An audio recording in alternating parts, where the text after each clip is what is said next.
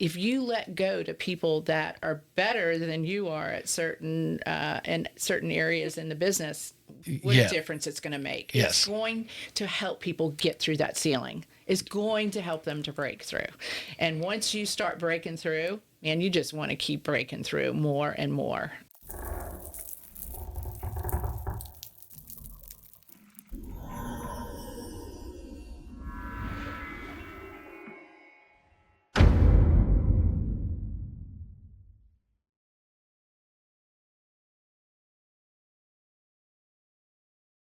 Hey, welcome back to the Real Estate Excellence Podcast. Today's guest, the last one of 2024, is and has been an amazing real estate agent here in Northeast Florida. She is consistently on the top producers list with Engel Völkers First Coast. With over 20 years experience, we look forward to this amazing insight, advice, and hot tips for the agents listening. Having worked for two of the top brokerages here in Northeast Florida, I believe she gives her unique perspective on leadership, culture, and ultimately why the right brokerage for you can make the difference. Let's welcome the amazing Debbie Tufts Evans to the show. Yes. Welcome, Debbie. Yes, thank you. So nice to meet you. I'm so glad to finally get you on. I know. I know we're going to have some good listeners here and, give them a little background on you, but we'll talk shop. We got some things to talk about in real estate, and I think 2025 is... It'll be a great year. Yeah. I think we're geared. Well, you know what's interesting? I've been talking to a lot of people. Come on, looking at people's numbers. Right. There's some people who have that have increased their business. Matter of fact, I had Daniela Tonye on yesterday. Right. She's actually, this is like November was like her greatest month ever. Mm-hmm. And she's having a huge year. But some agents were doing well in 21, 22, 23, have retracted their business a little bit. Have you seen some of that? I have seen some of that. I wouldn't say that's necessarily what's happened for our group. I love the consistency of our group. We really are. We haven't grown in our numbers this year, but we've grown in the strengthening and the improvement of our team. And that was one of our goals for this year, and even more so for next year. With the changes that we're seeing in our industry today, we're having to change our systems and our models and what we're doing. And so we have put a really large emphasis on doing just that, and even more so for 2025. Right out of the chute, the first time that I'm get together with our group is we're taking a day and we're focusing on our database. That seems so basic and so very simple, but that's the core, that's the foundation of our business. Yeah. And one of the greatest things I learned, and I learned it probably about 8 or 9 years ago from Gary Keller when I was with Keller Williams Realty. I had coaching with Gary and some other great leaders, and he shared with me that our database really shouldn't be more than about 50 to 100 people. And when he said that to me, I was shocked. I thought... Yeah, I'm shocked. Tell us why. I couldn't imagine that. Now, at the time, we had about 3,000 people in our database. And he asked very clearly, of those 3,000 people, how many of those people are you touching on a regular basis? Mm-hmm. And it really made me think about the value of that database and how many of those people we need to be touching. And I told him about 1,000 at the time, thinking that was a conservative number. And when we took that and we really broke it down, I came to realize we weren't even close to that 1,000. So now our database has about 350 people in it. And I can tell you without a doubt that we touch consistently almost 350 people. We know a lot about those people, but it's still too many. And we are taking that and paring it down even more. I want to be able to have a great relationship with every person that's in our database. And it's hard being in the business for 20 years. And so I mean, 350 people is still a lot. It's still a lot of people to have a unique relationship with. Yeah. But a lot of those people also are realtors because we value very much our relationships with other realtors. And that being said, we've taken our database, and it's going to be even more specific in how we're touching those realtors, how we're touching all of those people that are what we consider our A customers. Yeah. I've got customers that we've done 10 to 12 transactions with over the years. Well, that's pretty amazing, right? Yeah. And a lot of them are now in Florida. After 20 years, they've come to Florida and they've retired in this area. And we consistently stay in touch with them. We're face to face with them. And so I can't emphasize more the value of a real estate advisor's database and how they're using it. It's one of the greatest tools. And so because I think anyone listening just heard that, they'll be like, oh, hold on a second. I've got 3,000 people in my database. Right. I think someone told me the other day they had 7,000 people in the database. Yeah. So these are people, and I guess I can only relate it, like a loan officer, they really, if we had 10, 12 agents that we could focus on and spend our entire amount of energy from and got as many reasonable referrals from, we would make a good living. Exactly. So the 50 to 100 that he was talking about, these are your the people who are, love you, doing multiple transactions, referring friends and family to you. Correct. And so forth. And to weed that out of those thousands of people you may have. But do you still keep the thousands, and are you just trickling on them maybe with a newsletter or anything? Because you never know when somebody wants to do something. If you just focus on, are you missing something? But the difference between what's focusing on the 50 to 100 that he was talking about, what do you do with the rest of them? I can't believe he's saying ignore them. No, yeah, not necessarily. No, not ignoring them. But in our database of 350 people, that's really all the names we have. We take that and we have a lot of information about those 350 people, and we're touching them consistently and on a regular basis. Right. I mean, every month we're because you're tracking what has come back from those correct. People. So that's right. Yeah. And we're really counting on those people to talk about us and think of us first and foremost anytime there's anything real estate related. Right. And I don't think of every person when I'm speaking with them about helping them to buy and sell a house directly, but I am thinking about them understanding the value of a real estate advisor and coming to us with questions about taxes and portability and insurance and all the things that we talk about in our industry, right?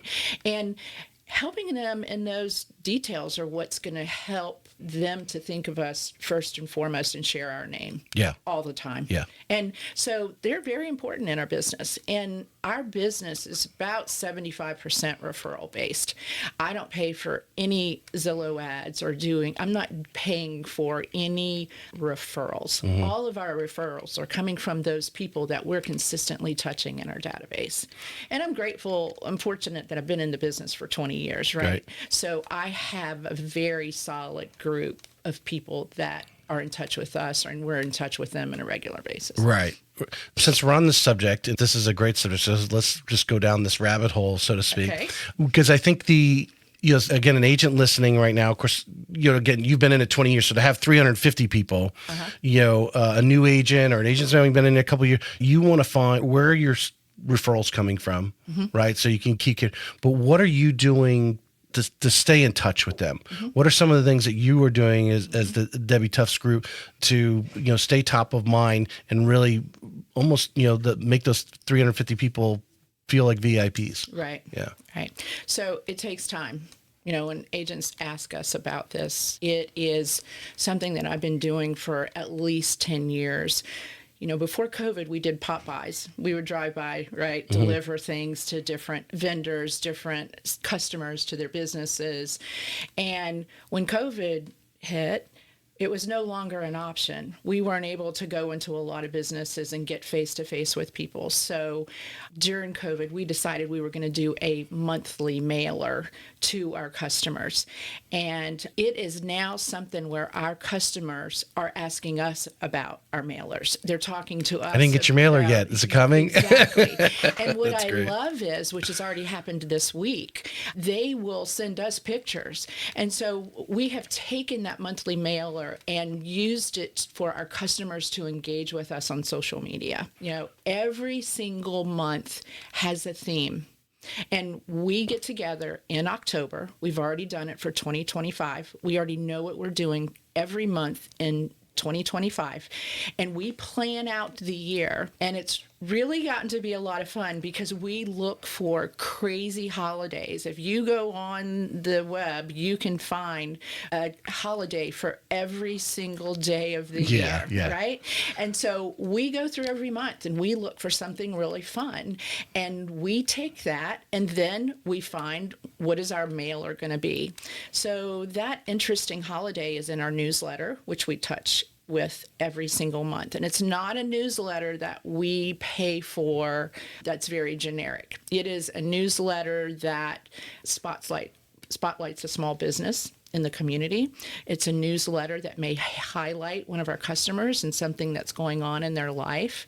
It will offer some kind of information about your home as far as a home tip. Mm-hmm. So like I'm just going to throw this example out there. We had Talk Like a Pirate Day.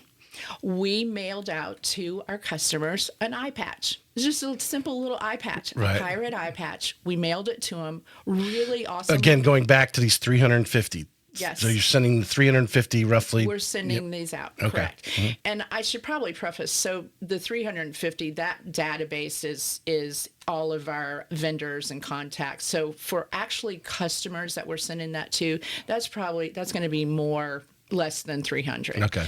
And we sent a really awesome postcard, and it's Talk Like a Pirate Day.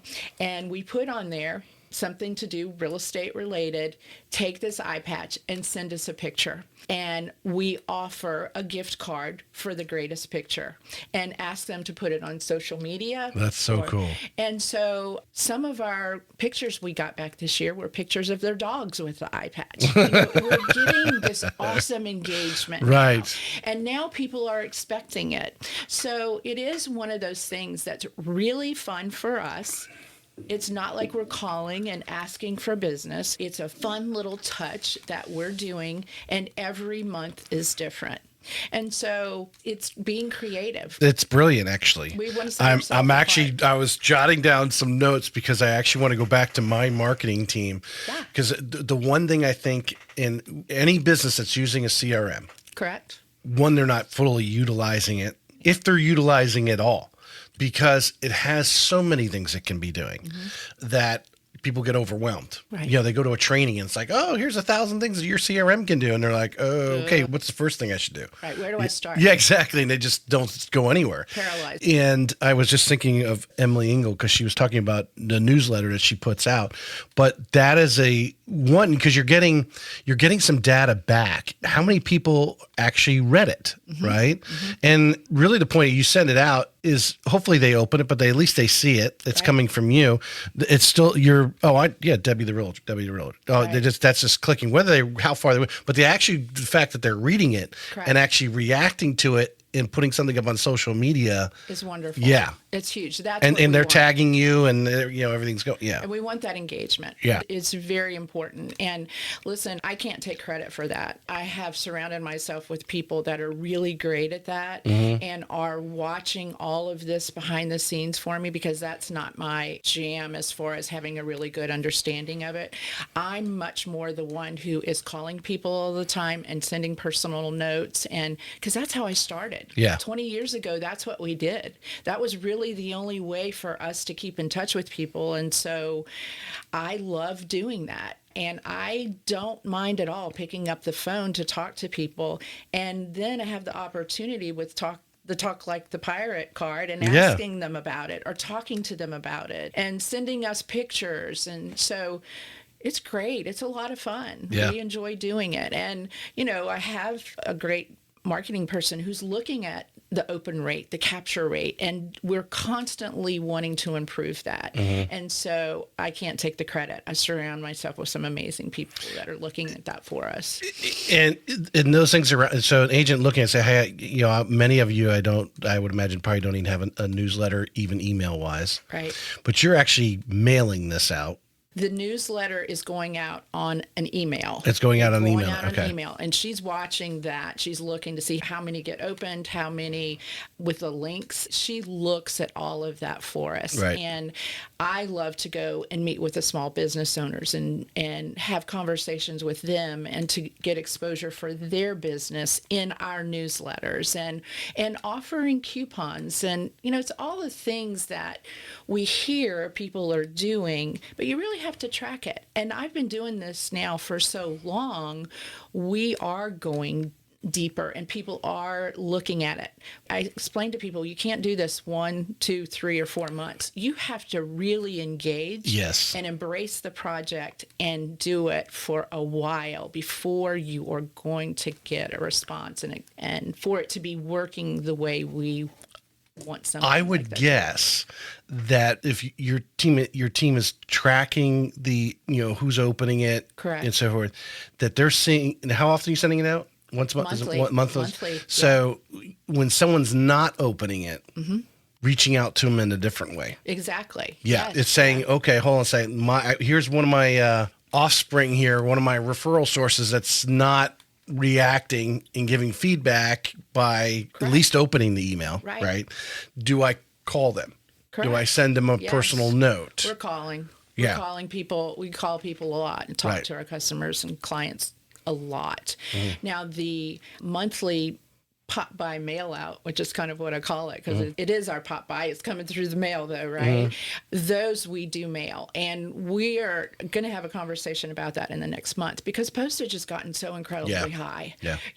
But at the same time, we still need to differentiate ourselves somehow, right? So when you're looking at the budget, do you decide, am I going to continue to spend this money on postage, or am I going to try to figure out something else? If the customers aren't engaging on what we're mailing to them, do you continue to do it?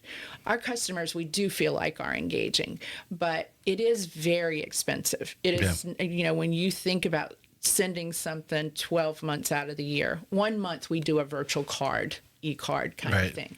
And we're also engaging our customers to give back. We did something for Christmas. We sponsored a family for Christmas this year.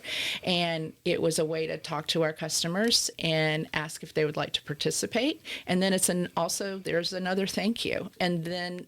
Well, there's an engagement. They read it and they engaged. And by them chipping in to the cause, they're engaged in it. Absolutely. That's brilliant. You're constantly looking for ways to get some sort of feedback, and the feedback in this case was a donation. Correct. To join in with you on the cause. Just shows that they're engaged and they're reading your material.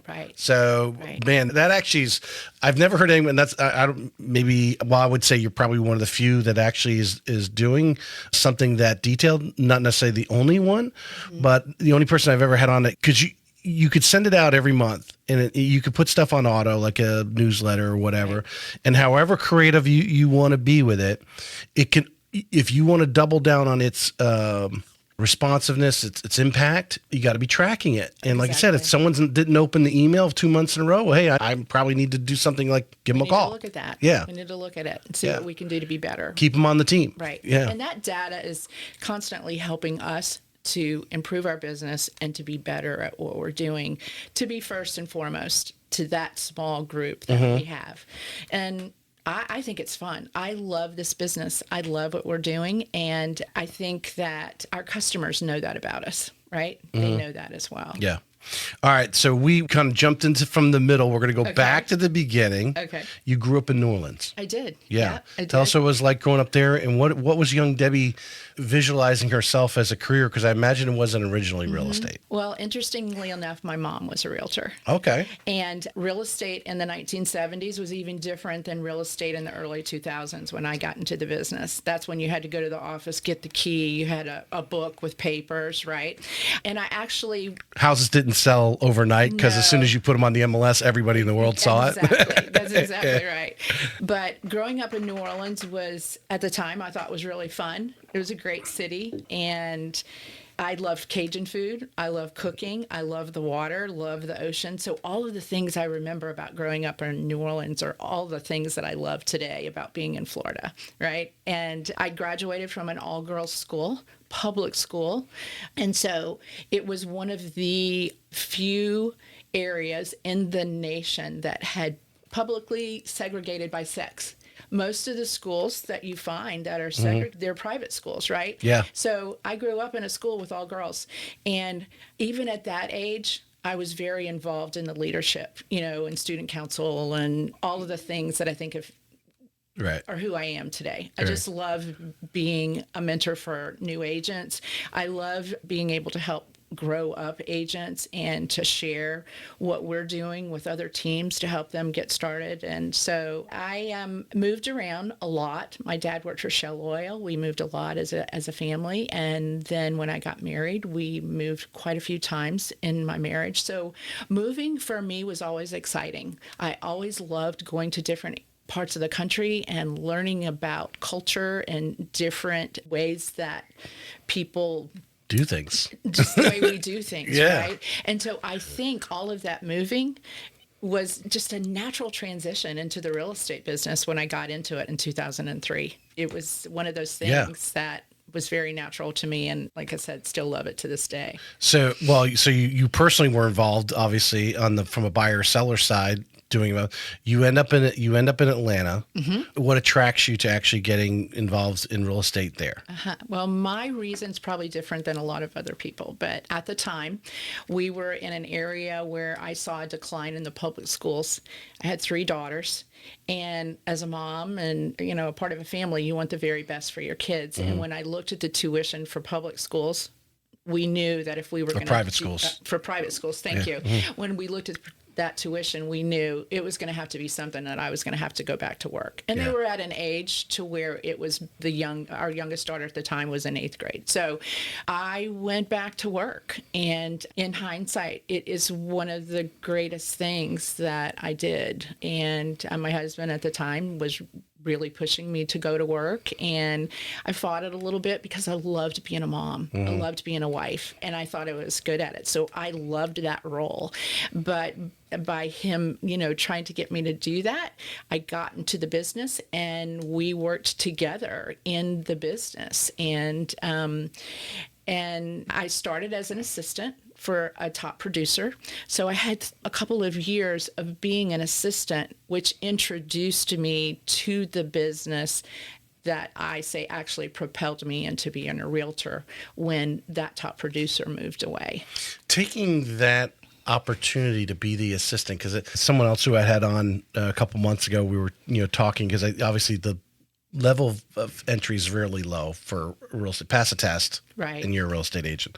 Right. And I've often thought, I've mentioned on the show numerous times, I really think there should be a board mm-hmm. of, top brokers, top real estate agents like yourself, where someone who's a new agent coming in can come in and ask all the questions they want without trying to be recruited. They're just being advised. Right. And I think the local board, whether it's NEFAR, St. Augustine, whatever, should provide this setting. You want to mm-hmm. become a real estate agent night? Come on down. They're just there to answer your questions, not recruit you. Right. Anything else, because so many agents come in and they're diving into the business. Some of them, a lot of them, obviously today, feet first, right. To completely go all in, and they don't have that mentor, or they're not an assistant or an apprentice of a top producer where they're actually following them around. Where obviously some of the very successful people I've had, they're like, oh yeah, I was fortunate enough to tag along with a top producer for a few weeks and see how they do business. And then right.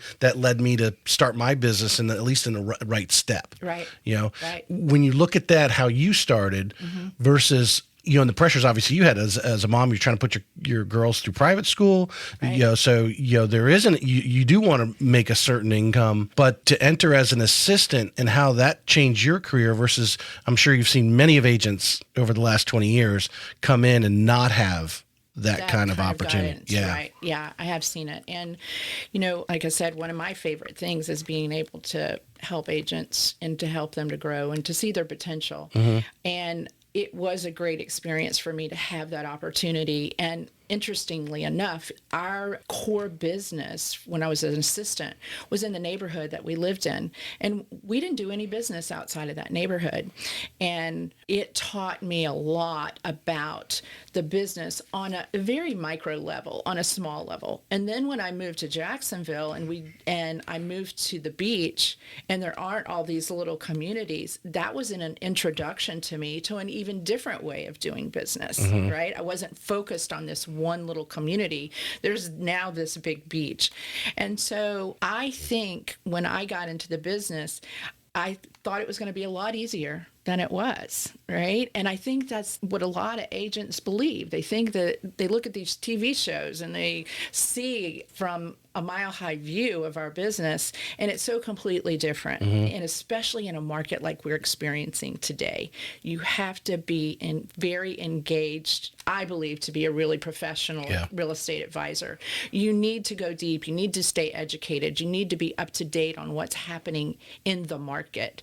We're always looking at the market at a national level, but really focusing here on our Florida market and the Jacksonville market.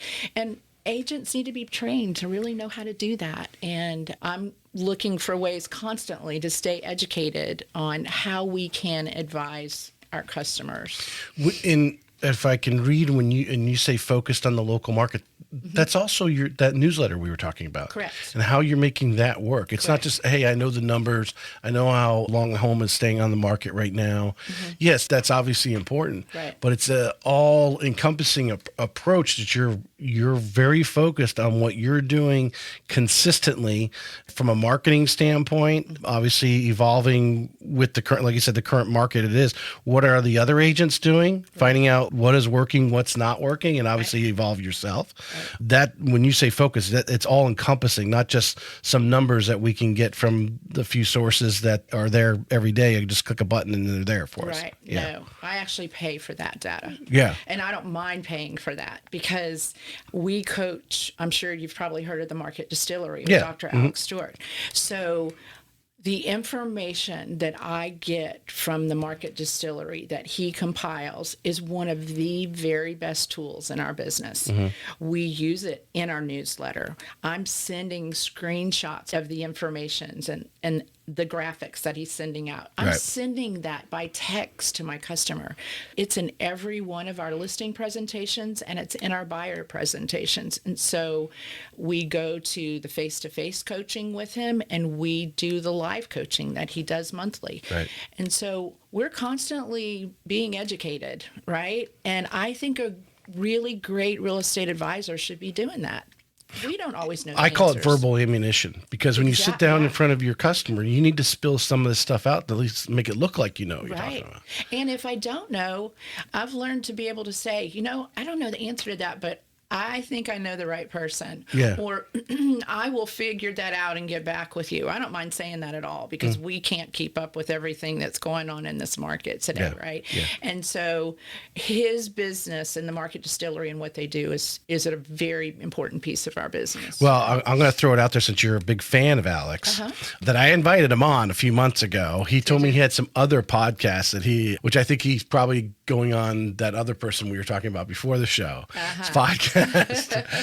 He hasn't given me the signal that he's ready to come back on. So, or not come back on, to come on. So if you run across him at your next one-on face-to-face meeting that he does, I don't know, each month or quarter that he gets, I know he does a lot over at Landmark and so forth. Right.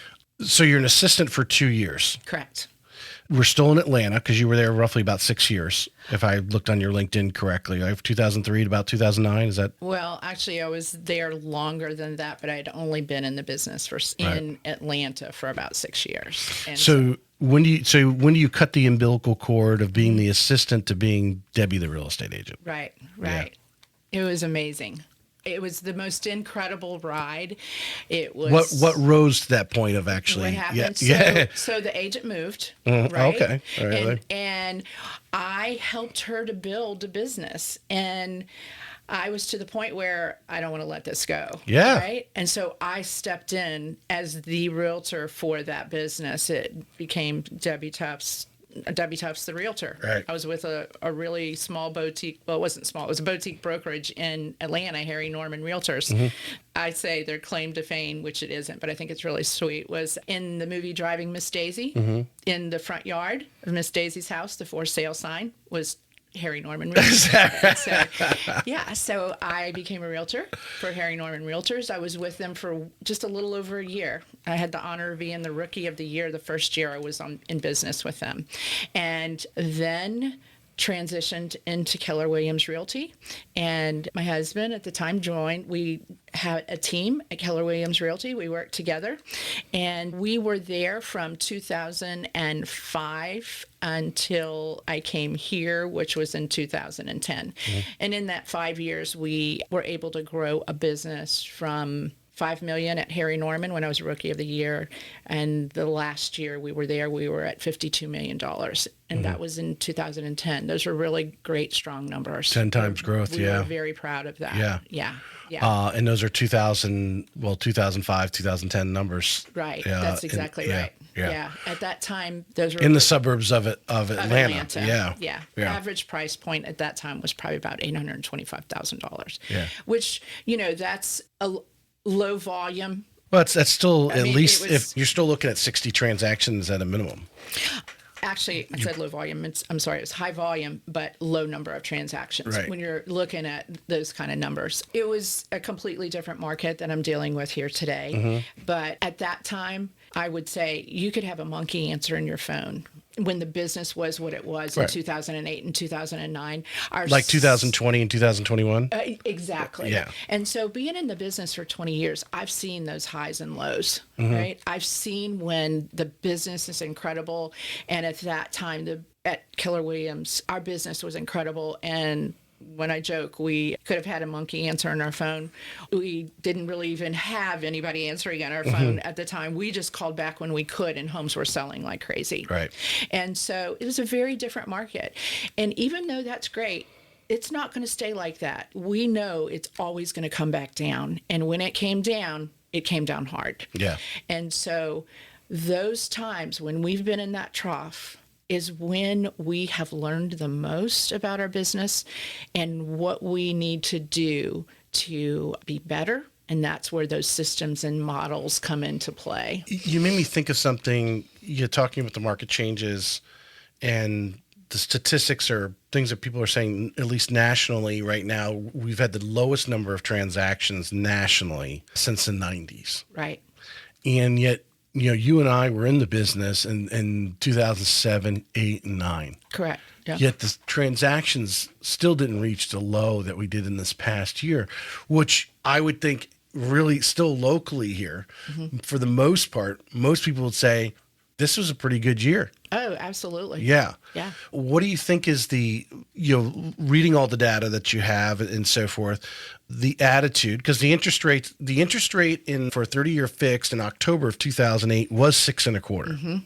And when I started the business in 2005, to that point, the rates bounced. If you saw 5.875, it was like, holy cow. Yeah. But it was always in the sixes. Got up to high sevens for a brief period of time during 2005 to October of 2008.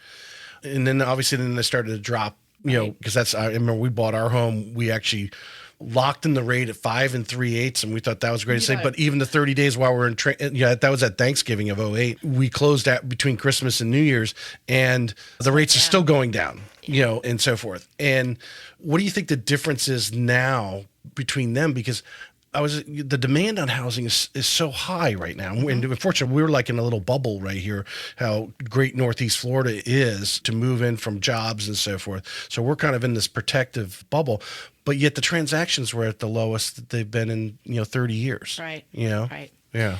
Yeah. I love talking to people about those historically low rates that you're talking about, in the sense that I don't think we'll ever see that again in our lifetime.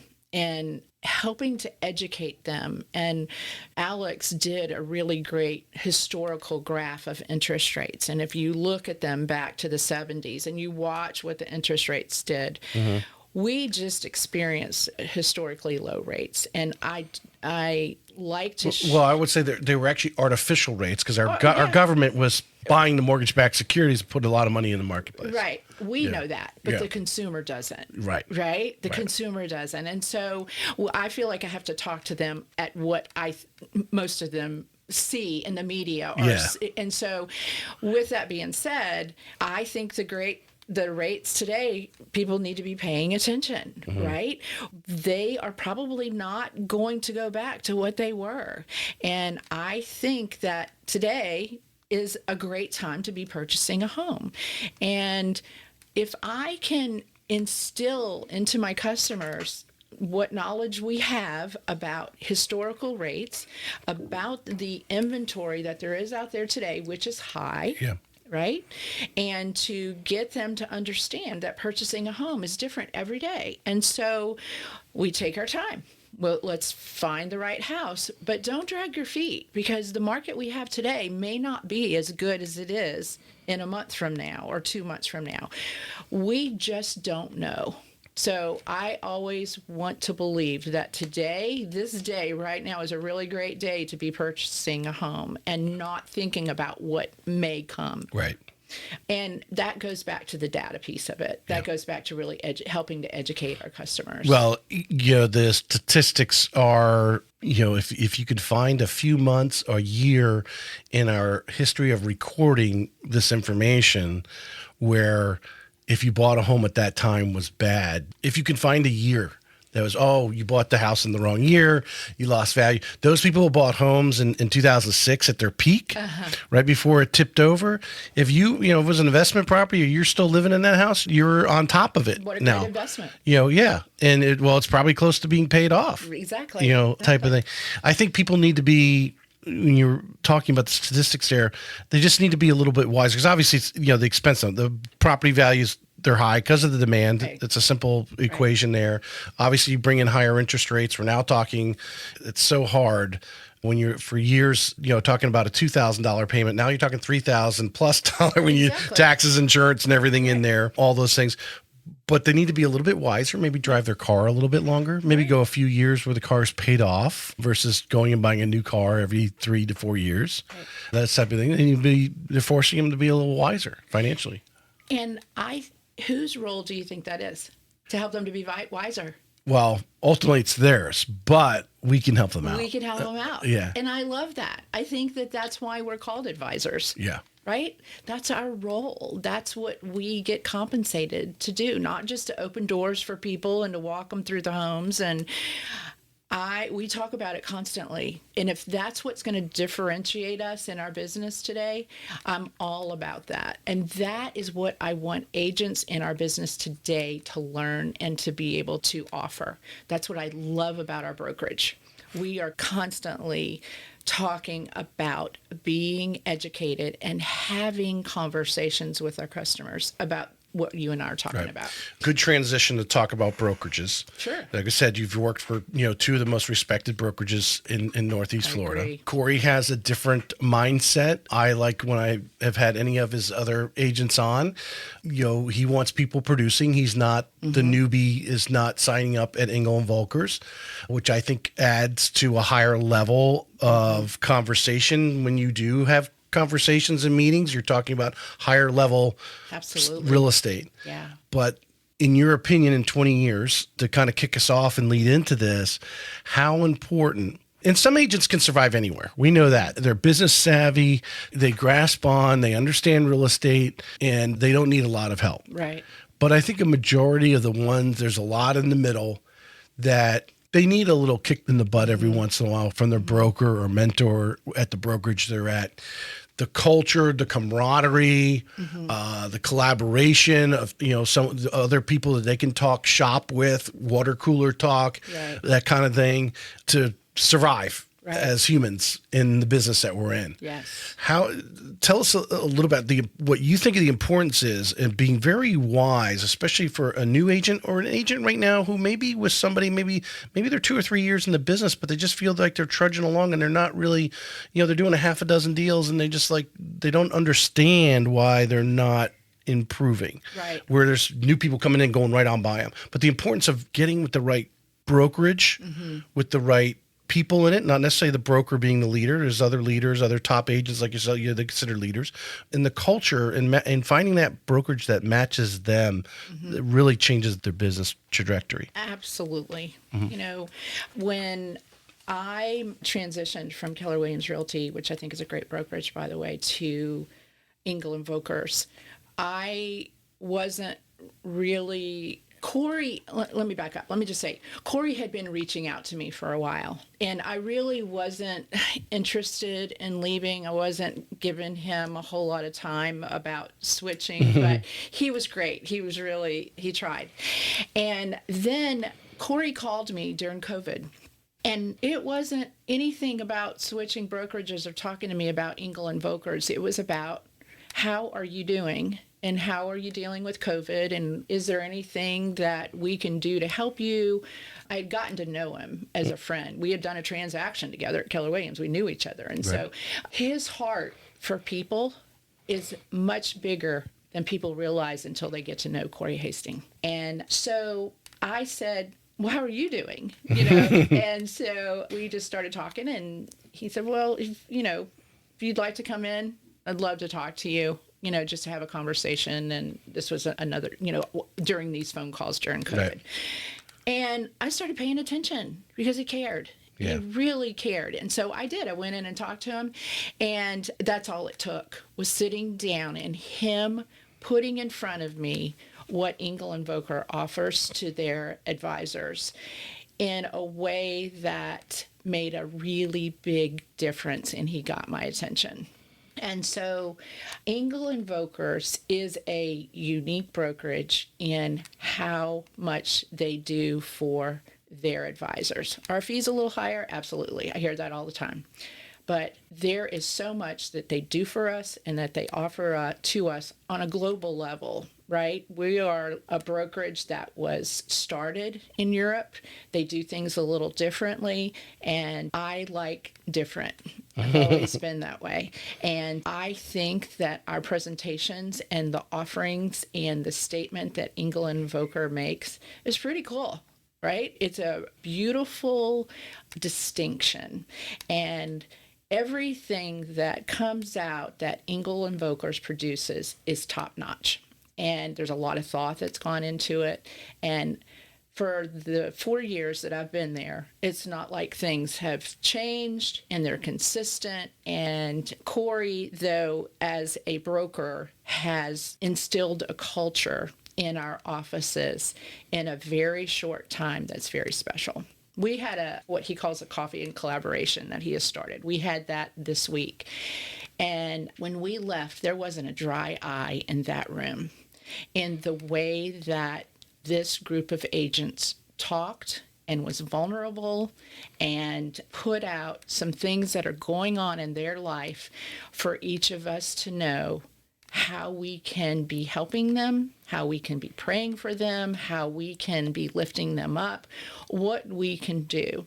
And that man, I don't care when you call him, he answers his phone. And every agent talks about that all the time. We don't know how he does it. He is always there to help. And the admin team that they've put together for us to be our backup and our daily welcome is an amazing group of women that is very engaging and knows a lot about each of our businesses. So we are, for the most part, when you look at the agents that are a part of Engel Völkers, are all top-notch experienced agents, and we don't require a lot, but at the same time, they're constantly wanting to help, which I think is a pretty cool thing for those agents that you said need a kick in the butt. I think we all need a kick in the butt every now and then, right? It only helps us. The market does that to us. Corey does that to us. But that man has high expectations. And I love that his expectations for us are high, because it only makes us all better. And when you look at the results of our brokerage in such a very short time, the results speak for themselves. Yeah. Right? Yeah. I could talk about it all day long, but the results speak for themselves. Right. And I know you've had a lot of Engel Völkers agents, advisors that you've spoken with, and they probably all say the same thing about him. Yeah. There's some magic that he's putting out there. Yeah. Like I said, I've never heard anyone say anything negative. You're telling me everything you have already heard a numerous amount of times. Yeah. We know his mom. His mom comes around, and That doesn't shock me, actually. Yeah, he has a great family, and he loves talking about his family. He loves talking about all of our families. Yeah. It's just who he is. And so, yeah, I'm very proud of him, and I'm very proud of our brokerage. And that gives you, sometimes that motivation when you're having an off month, or, as you go, hey, I haven't got a call. No one's called me to ask to list their house, or they want to buy in a week. What's going on, right? And so we find ways, where we do have, there'll be a high and low, a little depression.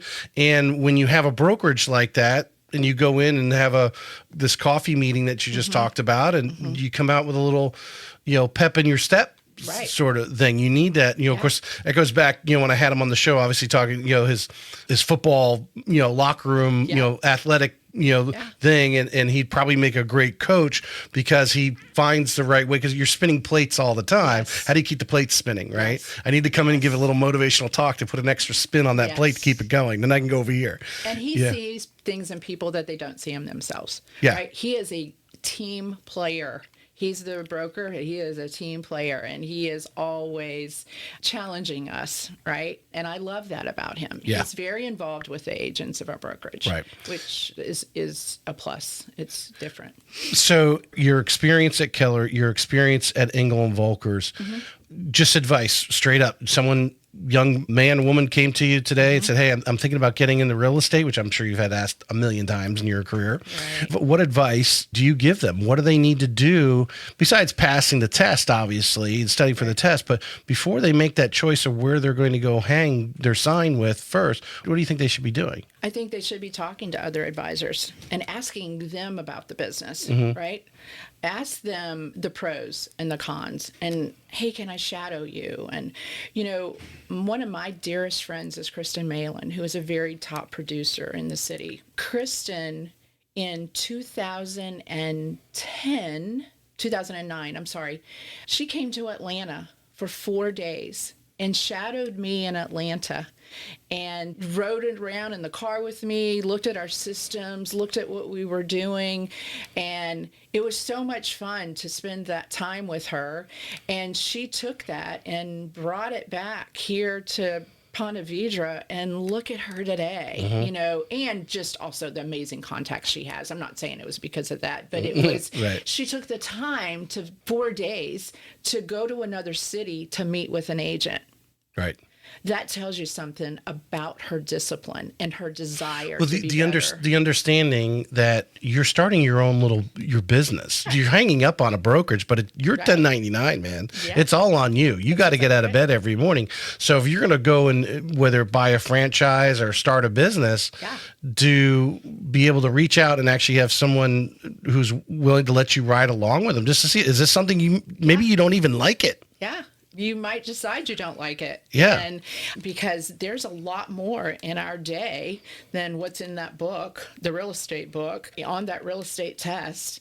Or what you see on TV. Or what you see on TV. Thank you so much. I say all the time, every transaction is different. You got a different lender, a different title company, a different buyer, a different seller, different agents, different house. How could they possibly be the same? Right. So every transaction is different. How do you, because I'm sure you've told stories over the years, but to explain to them that sometimes you have to be a counselor, sometimes a marriage counselor, and you get calls at 8, 9 o'clock at night to peel people off the wall. Yes, it is. I would say my 20 years of business, if it's given me anything, it's given me some wisdom because I've seen a lot over the years. And so spending that time with agents, I can't even introduce them to all that I've been experienced, that I've experienced in 20 years. But, I am blessed with an amazing woman in my business who has been a part of my business since 2010. She's a young woman that was moving to Jacksonville, and I helped her to buy her first home. Her husband was in the Navy. He wasn't even here. And I helped her to purchase a home that he had not even seen. They just got married. And we looked at a lot of houses together. And I called her about a month after I helped her to buy a home and asked her if she would like to come and work with me. She already had her license, but she didn't want to be an agent. She wanted to be in the business, so she just didn't want to be an agent. So she was an assistant for me for several years. She got pregnant, and having little ones, it would be really hard to be an agent. So we had a great relationship with her being an agent on my team. Then her husband got relocated to Virginia. And when she left, I still wanted her to handle our transactions because she was so amazing at it. And so that led to us opening a transaction company together. And so she became a transaction coordinator. And she ran that business for us for 3 years.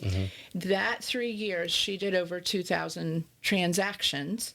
And so her exposure to the real estate business as an assistant, as a transaction coordinator, she knows more than a lot of agents I work with today. It was 2,000 transactions? So I have questions a lot of time that I ask her about, right? Because she's seen so much more than most people have seen. And so she is such a gift, and we have been together since 2010. She has since moved back.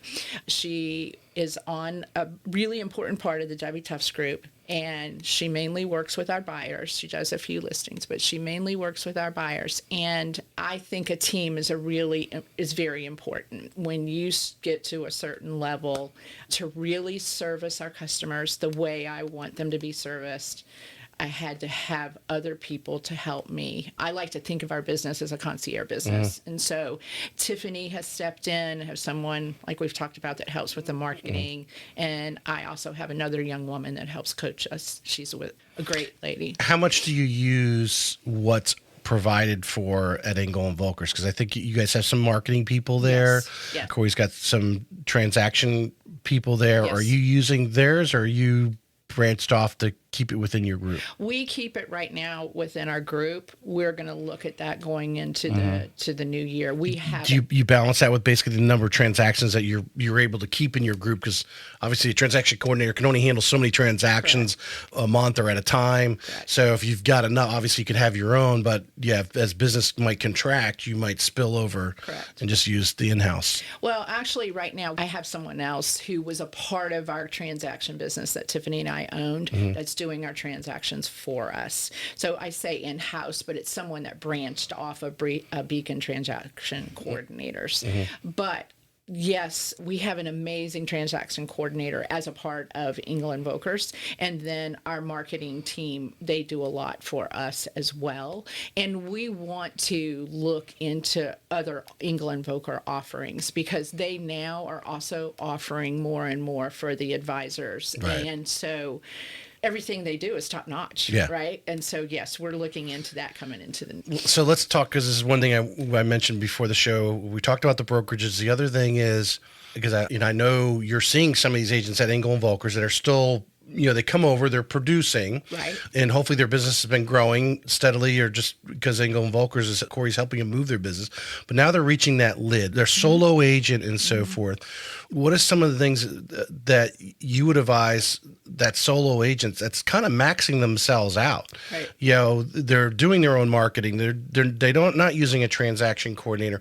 What should they be doing? Who should they be reaching out to, or what would you recommend if they reached out to you that may be the first step for them to start leveraging other people? Yeah, and I would say that about not only just solo agents, but also teams. What happens is we get going and things are going smoothly. And then as there's that change in the market and things start to maybe back off a little bit, you notice that. And that's where I say we become better. There's that ceiling, right? We just keep hitting our head on that ceiling. It's like, up, down, up, down. Up. So you got to break through that ceiling, and you need help to do it.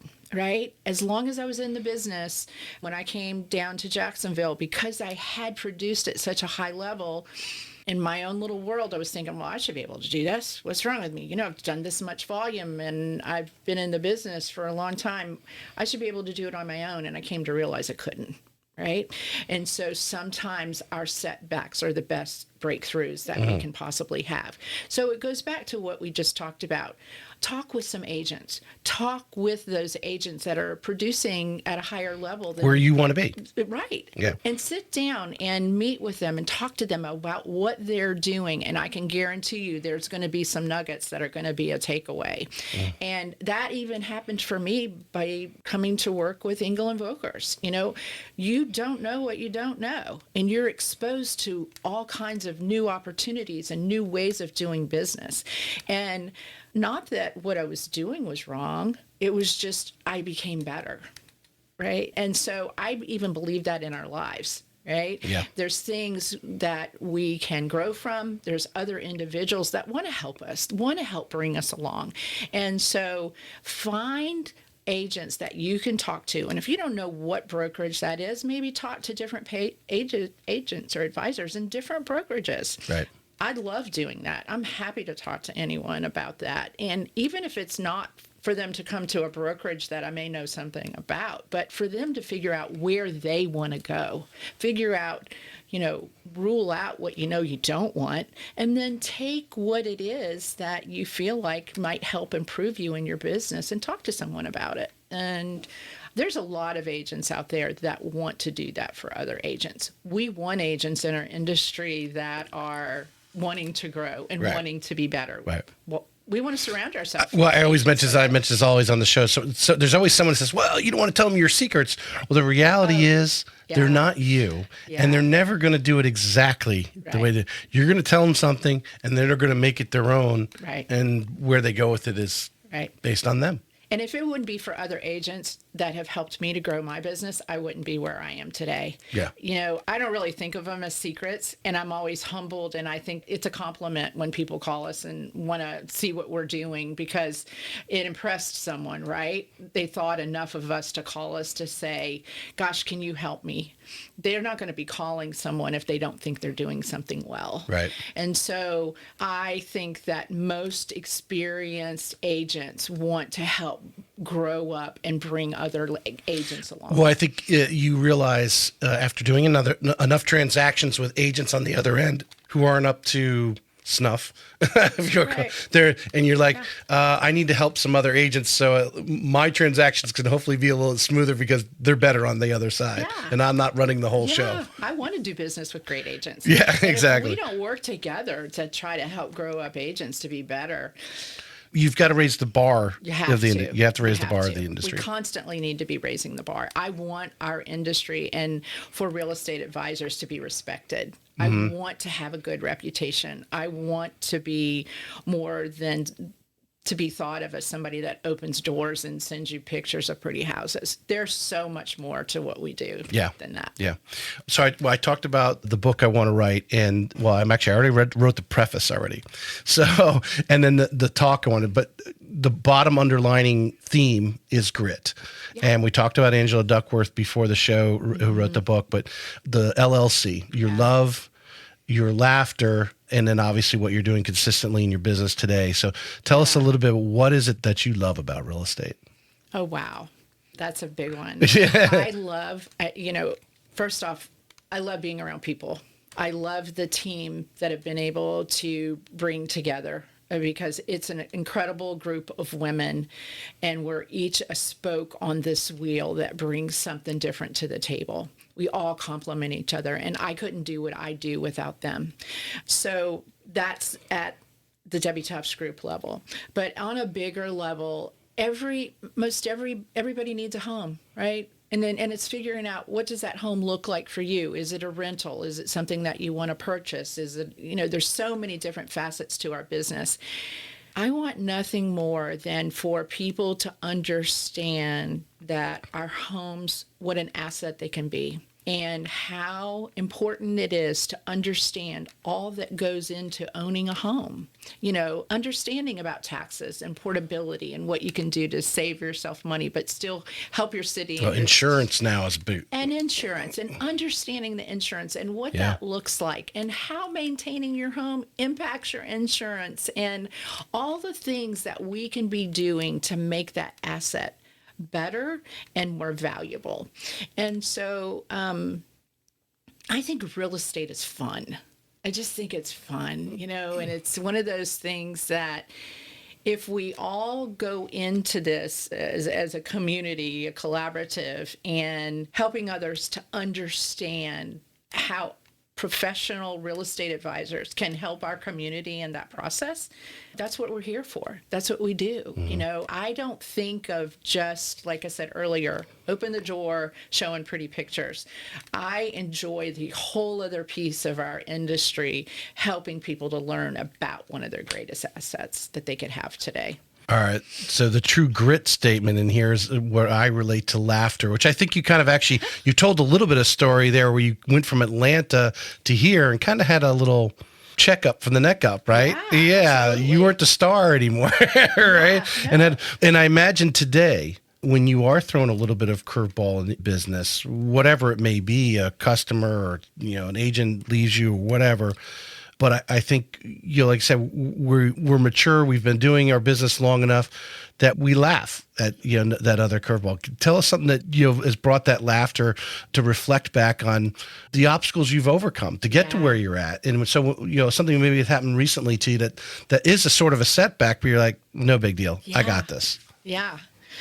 Yeah. So first off, we laugh every day. There's something every day in our business that we just have to laugh about it. Yeah. You just have to. You can't take all of this so seriously and allow it to consume your day if something's not going your way, because let me just tell you, there's always something. It seems like we're always getting some kind of little curveball that gets thrown at us, and so we have to laugh about it. But like I said, being in the business for 20 years, I've seen a lot. I've seen a whole lot, and there's been many moments that we haven't laughed. There's been tears. There's been a lot of grit, but I do believe, because of some of my own personal experiences that I've had and things that I've had to overcome, I think what we do in our business is, it's something I know any day we have a curveball, I know we can overcome it. Now,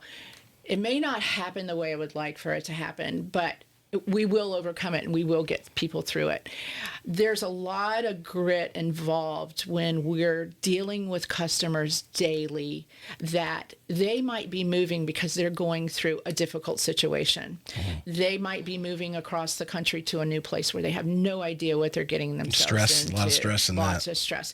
They may be dealing with a foreclosure, or, I've dealt with a lot of that over the years. And so I've had to really get down on my knees a lot for a lot of customers, and to be able to talk them off the edge and to let them know this is just a house. And I know this very day is very stressful, but we want to help them to get through it. And so because of my faith, because of who I am as a person, I've always said, for as long as I've been in the business, this is my ministry. I think people are put into the path of my business constantly that need to have somebody that's got that grit. Right? Yeah. And it's the wisdom that's come with the years in the business. But I can't think of any one thing. Well, I'm thinking there's a book, The Frog, right? You do that thing. Where's the boiling point? Yeah. You make that call, or you do whatever it is that you really you hate to do it first thing in the morning, right? So get it out of the way so at least your rest of your day can be somewhat enjoyable. Don't keep pushing it along. I would imagine that these consultations that you have done over the years, getting people off the edge, pulling them off the ceiling, talking them through that it's good, this is a good deal, you're getting a great hat, whatever it is, you're having this positive conversation to get them back on the tracks to closing the deal, to now have just become, you laugh when you have to make that phone call, or maybe one of your teammates, your agents that you support, come in and say, oh, I got this really difficult one, can you help me through that? Right. And you literally laugh and say, yeah, no problem, I got this. Yeah, and we talk through it. Yeah. I mean, I've got a really big one today that we're working on with a customer who's already moved out of their house. Their truck is already gone, and we've got we've got a big problem. And it's really tough. I do take it somewhat personally, right? Yeah. Even though when I look back over it, I don't know of a thing we could have done differently. I feel like I did all of the things that I know to do. Unfortunately, sometimes we're at the mercy of others. Yep. And so when I've got a family who's on a moving truck, who's already moved, and all their stuff is in a truck that's about to go into storage at $1,500 a day, they're in a hotel, and we might have to make a really tough call to say that this house is going back on the market. Mm-hmm. That's a tough day, man. Yeah. That's happened to me one other time in my 20 years. And so that's always a tough one. I don't care how many times you have to do that. If your heart and soul is in this business, man, you don't like making those kind of phone calls. Well, and that's what makes the great agents. Because, I mean, there's people listening on here right now maybe have not been in that situation yet. Right. It will come. Right. It happens because I think the key word is in our business, there's so many other people involved. Yes. Whether it's the loan officer and you can go all the way up the entire operations staff and the lending side to the other person moving out of that house, which I don't know, sounds like you have one person moving out, one person moving in, and there's this whole chain of events going on because that family's moving somewhere and there's three whatever going on that day. And everybody's got to simultaneously, close basically. Yes. And there is a lot of people, title people, inspectors and appraisers. I mean, there's so many people involved. Yes. And we can only control what we can control. But you wouldn't be good if you just went to bed and just said, "Oh, that's his fault, not mine." No, and we don't do that. And I think the thing is, here it is Christmas, right? Yep. Christmas comes once a year, and it's a family, and I'm like, this is going to be remembered as the Christmas that they don't want to remember, right? Mm. And hopefully not. Hopefully they might have a great time in a hotel room. Who knows? I'm all about believing we're still going to pull this off. I believe in and believing in that there's a reason and things happen the way they do, but that's what I don't want it to be, right? I don't want it to be that. And so, but we push through. That's just in this business, you're going to have that. You got to push through. You got to persevere, and you have to have all hands on deck. Yep. You just do. Yep. Yeah. Just, you have to rely a lot on other people. There has to be a faith in there. You can't let that burn you. You can stress about it, but because that's why you get paid what you get paid. Yeah. So you should stress because you're human, but you have to understand this is the nature of the beast, and you are going to get these curveballs. You are going to get slapped in the face. Yeah. You're going to get set back to where you think, but you got to keep believing, because I think, you found out over years surrounding yourself, with quality support people, vendors, whether it's a loan officer, inspector, or whatever, transaction coordinators, and surrounding yourself with the best that you can possibly find is the only way to go in it. And yet still things will come off the tracks. Right. Yeah. No matter how many systems that we have in place, sometimes something is just going to get derailed. Yep. And as long as we know we've done everything that we should have done, we'll continue to do that. But sometimes things just get my stress is always, did I miss something? Was it my calculation that got the income wrong, and all of a sudden, no, okay, great, it wasn't my. At least I can go to sleep at night knowing it wasn't directly on me. But and that's what makes us who we are. Yeah. That's what makes us the do well in our industry. Right. And so the LLC, we got love, we got laughter, and C being consistency, because I think the only way we can ground ourselves in what we do, and anyone, explaining the word grit, we have to have that foundation at home or in our business, whatever it is that we can always. So what do you do consistently in your business that just, keeps things moving forward? And it's probably, I'm guaranteed it's evolved over 20 years, but right now, this is the way we run things. This is the process. This is the system. What are you doing consistently? It's personal, right? Mm-hmm. It's because, like I said, my business is my ministry. Every single morning, consistently, I pray for my business. Mm-hmm. I pray for the people in my business. I pray for the people I'm going to be exposed to. And we pray over all the contracts. But every morning I say, it's a new day. And Corey tells us the sun will rise tomorrow. Mm-hmm. Right? And that's how I look at it, because every one of our days are different, and there's going to be something else that's going to come at us. And my prayer is for the strength and the perseverance and the patience to face what is brought before me today. Mm-hmm. I'm going to finish up with the last couple minutes here. Just some advice from you to the people who might be listening. Okay. Agents that, already have an existing business right now. What are some of just one or two things that they need to be doing in this current market? Whether it's something maybe you do daily or weekly or monthly, just a couple things that maybe we haven't talked about yet today, but one or two things that they need to be doing in this marketplace. Right. So I'm a big checklist person. I've got checklists of all the things that I want to accomplish on any given day. Well, in your gift bag, there's a nice notebook from the bank in there. You can track all that. Yeah. I love that. Yeah. So that's what keeps me on track is having a checklist.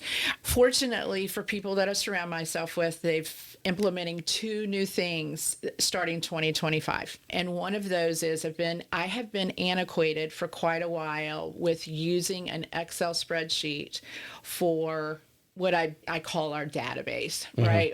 That's the ticket, are all of the names that are in that Excel spreadsheet in our database.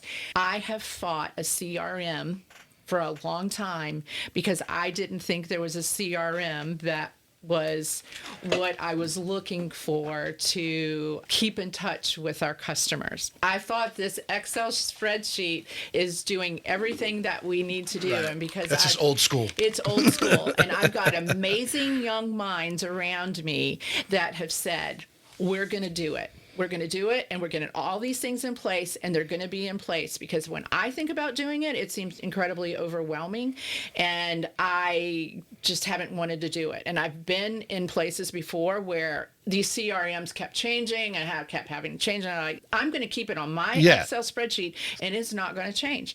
So we're implementing a new CRM that is going to be as fluid as that Excel spreadsheet. There's all that information is going to be in there. So that's the big thing for 2020. Do you have someone on the team that's like their focus? Yes. Because I keep saying, I've said it for years, we've both been in this business 20 years. These CRMs do so much, and you can be trained on it all day long and then not even know what to do the first step. And you just to have that person that says, okay, what do you need to do? Well, I need to send out a newsletter. I want to send an email to this group, every week, whatever it is, because it can do millions of things. Right. And to have that one person that just knows how to do it, and they're focused on making sure all that, because it can be a huge inexpensive marketing thing. Actually, the person obviously doing it is more expensive than because you can have it be doing all this communication for you on a daily basis on auto and so forth. If you have that person who's dedicated and making sure those things are, because I think go back to consistency again. Your people want to see that email. They want to see your newsletter. And when it doesn't come out on the day they expect it to come out, it's great that they're asking. I want them asking. Yeah, that's a little checkup, right? To make sure. Yeah, but they're expecting that and they're looking for it. And so you want to be giving it to them when they're looking for it like that. No, for sure. That's what they keep telling me. No, no, I do believe in it. It was just the thought of changing it. It seemed so overwhelming to me. And in reality, as I've talked to a lot of people and I've asked them about their CRM, I've been surprised how many people really don't use their CRM. 100%. And because we sometimes, let me speak for myself, I get paralyzed sometimes with really engaging in a project if I'm not doing it properly and I'm not getting it's only as good as the information I put in it, right? So setting aside the amount of time that's needed to really use that product the way it needs, that program the way it needs to be used, or the way it can be used, seemed overwhelming. So I've got amazing women that are working on that for me, and they're going to show me, okay, here it all is. Yeah. And because you're the visionary, you're the leader, you know what you would like to go make happen. They have to be the integrators and actually make it happen. Yes. So that's right out of the chute, January 25. That's what we're doing. And we've also just started using Trello, which I'm also learning, which is because there are now 5 of us that are putting 4 or 5 of us putting information to one another. Sometimes texting can be, I can't look at them all day long, look at what's happening. And so they're training me on Trello, and it's a great program that we can all just talk to each other really well. Is that the one someone said it's like having Facebook, but internally? Is it some? I wouldn't say Facebook, but internally, but it's all four of us. Right. Really. It's just your group that is yes. communicating back and forth. There's like an open communication. Correct. And we can put attachments in there. And instead of me sending a text or somebody sending a text, it's all in there. And now I can look at it. It's just a much better program than doing it by texting. Yeah. I admit it. I am old fashioned in some of the ways that I've done things and antiquated, but I'm getting so much better, right? When I say my business is becoming so much better, it's all of these little details that great young minds around me are implementing. Yeah. And they're out there, but it goes back to, surrounding yourself with people who are doing the business, like at Engel Völkers, and talking and trading some of these new things. I'm sure you've told about this software here, Trill, with others, and others, they're looking at it, but you wouldn't know it unless someone told you about it, because we get thrown so many, it's like delete. So many flashy things. And then, because the first question is, all right, well, how's this do I have time to sit here and study this of how it's going to affect my business? Correct. This is how I do business. This is something I can input, but now someone's introduce this to you, and it goes back to leveraging. When you reach that, we go back to that lid and reaching out and finding these things by asking others.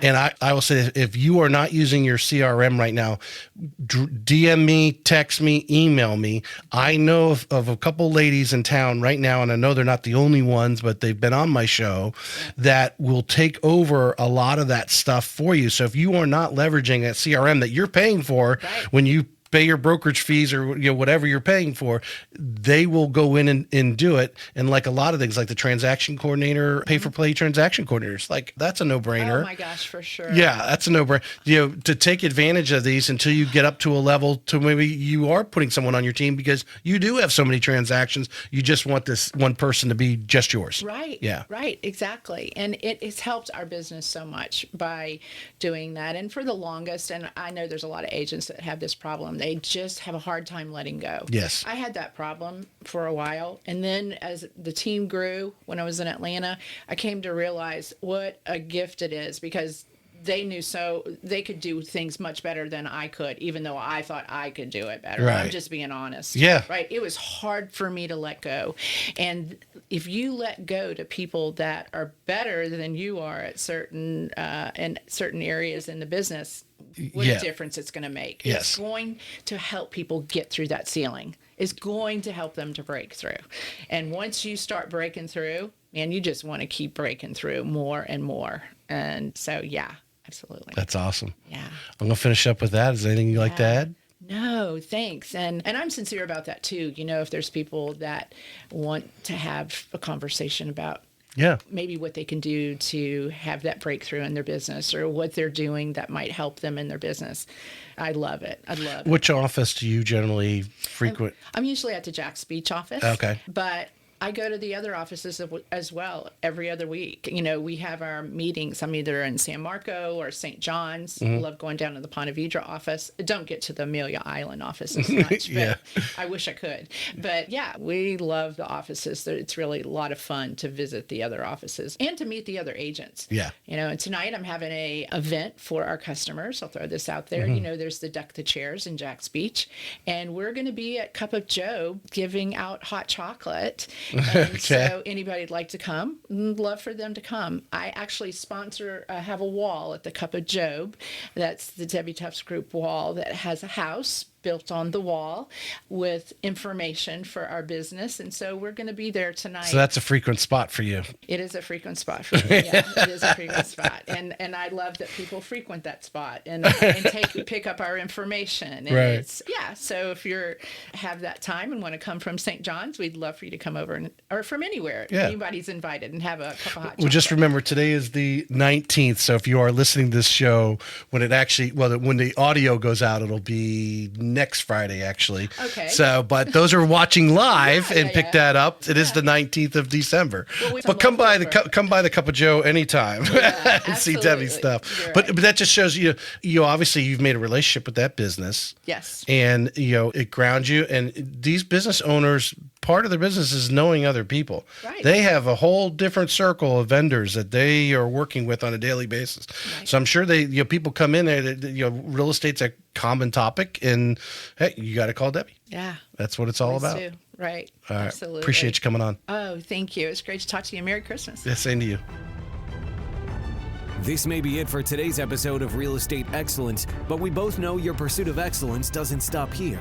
To connect with the best of the best and really take your skills to the next level, join our community by visiting TracyHayesPodcast.com, where you'll meet more like-minded individuals looking to expand their inner circle and their personal experience. That's available at TracyHayesPodcast.com.